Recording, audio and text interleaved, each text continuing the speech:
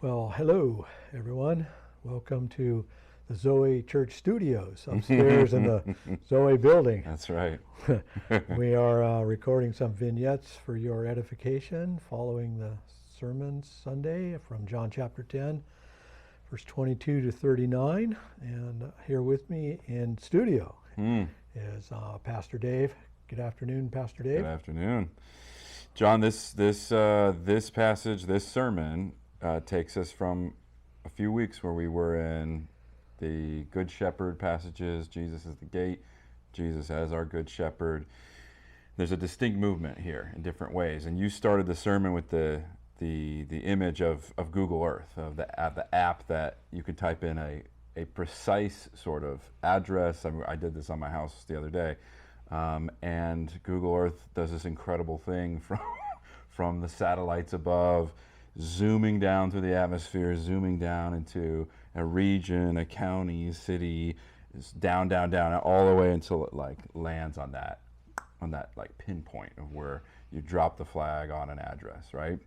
And you use this image to, I think, sort of prepare us for what John's gospel is doing, what John, the writer John, is doing, the Apostle John is doing in this moment to bring down the focus of his whole gospel to a particular point now. We've been doing the teachings of Jesus and some healings, but there is a point and a moment that is a pivotal moment here that we want to zoom down into. Can you tell us why this moment, or what is this moment that we're looking at so closely?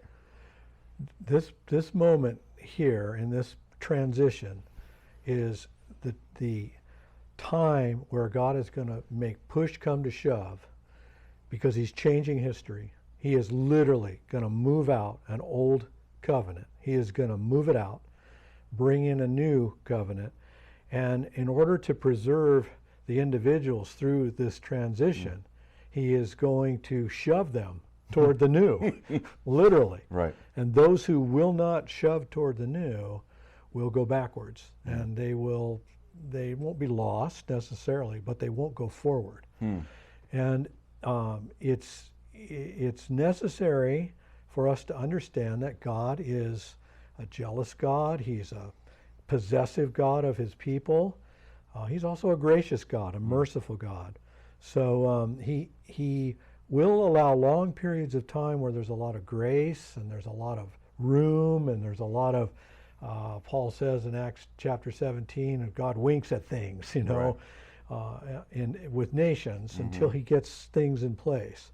Things are in place, and that's the concentric circles and the zooming down in verse 22 of this text, that this is a moment in history where the gospel writer John is saying, this moment now, I want to tell you about the change that happened, the transition, because God's glory began to be displayed in a way it never had before. Right. And God won't share that glory with old institutions or old ways, and he will demand, a push will come to shove. And it's kind of a smaller version when Jesus says, you can't love God and mammon.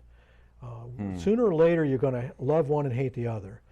So this is a similar concept, that you can go along for a while of loving God and mammon, but sooner or later, one of them is going to knock their heads against. So Jesus says ahead of time, don't get yourself in that situation, because if they ever come to conflict, God's going to win. Right. And you just want to avoid that. You don't want to look to mammon that way. Well, we're in a situation in this text where it's time now for those who are Jewish, who live in the proximity of the temple, who live in the holy city. Right. It's time for them now to be connected to Jesus, and not to their holy city, and not to their old traditions, and not to their old ways. Right. They need to make that transition, and it's not going to be easy. So the text starts in verse 22 with this zeroing down to that place that, like you described, and then ends in verse 39, he went away.